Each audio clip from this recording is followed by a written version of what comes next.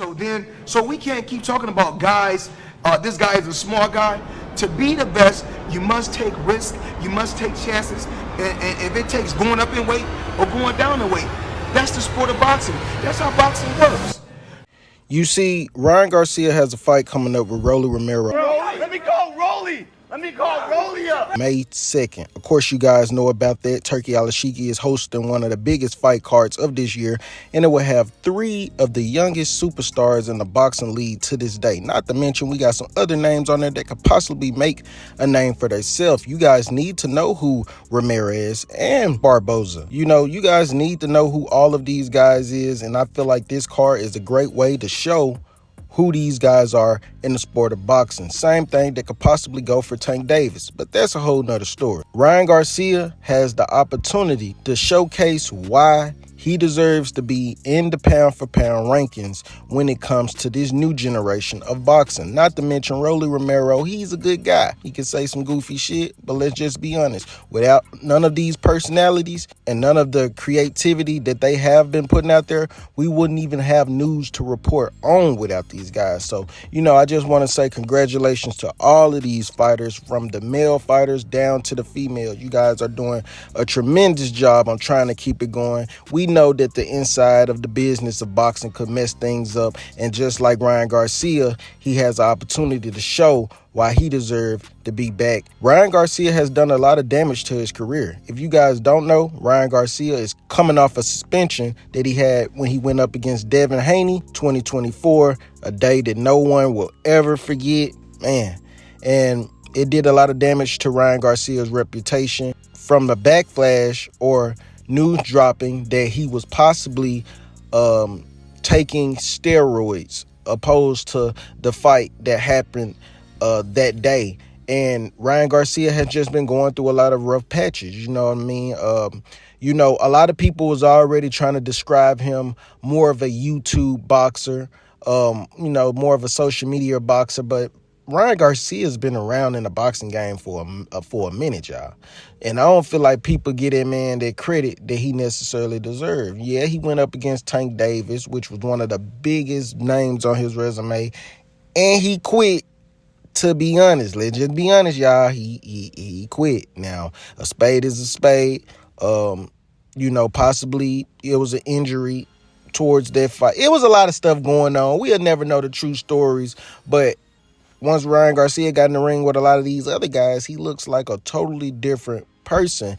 Not to mention Ryan Garcia could possibly put himself in a situation where he could possibly get a title fight, possibly get an opportunity to showcase, his talents at 147. You know what I'm saying? I would like to see Ryan Garcia against a Mario Barrios. Pitbull Cruz turned down that work. Shakur Stevenson, some would say that fight is too early.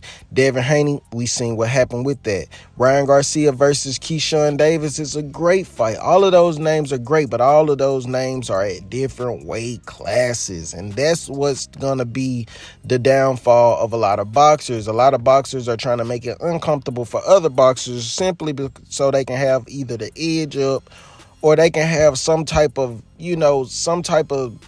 advantage that they can work off of just so they can have a comfortable win. Not to mention, nobody wants to be embarrassed, but the days of people fighting for legacy and fighting for titles and fighting for, all of that shit is out the window. Nowadays, these guys are fighting for bragging rights. And for Ryan Garcia to be in this era of boxing, I would just say it's perfect. Ryan Garcia could take his talents each and every way.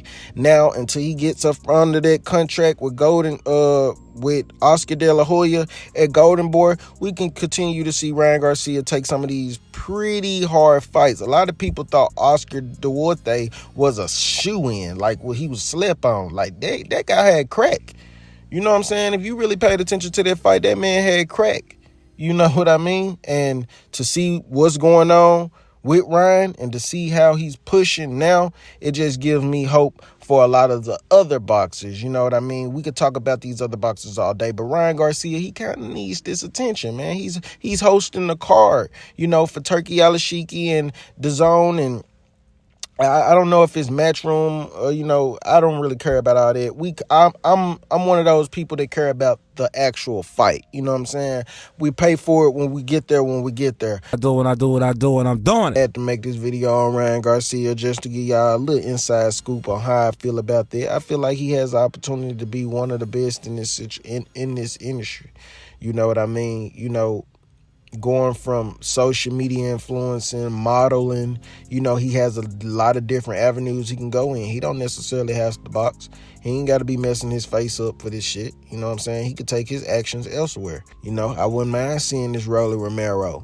You know, so, you know, that Ryan Garcia is gonna be good. You know what I'm saying? Either way it go, Ryan Garcia, he's gonna be in good hands. I feel like Ryan should sign with PBC once he gets away from Golden Boy or whatever the fuck he gonna do.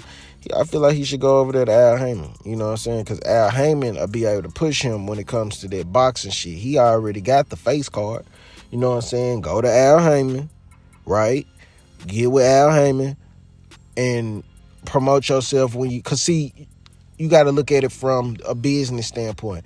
Yeah, Oscar De La Hoya can get you some of them fights and put you in some of them rooms, but Al Heyman can put, you know, the icing on the cake when it come to this shit. You know what I'm saying? Like, only marketed yourself with boxing with Al Heyman and when you want to come out. Other than that, you just do what you want to do on the side. Make you a YouTube channel. Not to mention you a family guy now. You know, he has a daughter. You know, he has 2 daughters. You know, so I feel like boxing. I seen the Tank and Ryan fight. Not saying I'm sold with just that, but I seen what he did to Devin. You know what I'm saying? Anything part 2 would just be, you know, fighters going back in their corners, fixing what they got to fix and having a better 12 rounds. You know what I'm saying? We go eventually get to see him go 24 rounds. And hopefully we get to see Gervonta Tank Davis and Lamont Roach go another 24 rounds. I guess you guys know that they've been talking to fighting. And if they get their part 2, best believe I will be reporting live on that goddamn video. I hope they do a fight in May. I really hope they do a fight in May. And if I heard that they might have a fight in Chicago, I don't know. I ain't really sold on it. But yeah, man, that's how I feel about Ryan Garcia, bro. He has the opportunity to put himself back in the top rankings, and hopefully we see that. Shit, it is what it is. But that's all I got for you guys. It's your boy DC Boxer TV. Into the next round. We are out. I'm gonna call Gervonta Davis. I'm gonna call KSI and whip your ass like he whipped your brother's ass. I'm gonna call Rolly. Let me call Rolly up.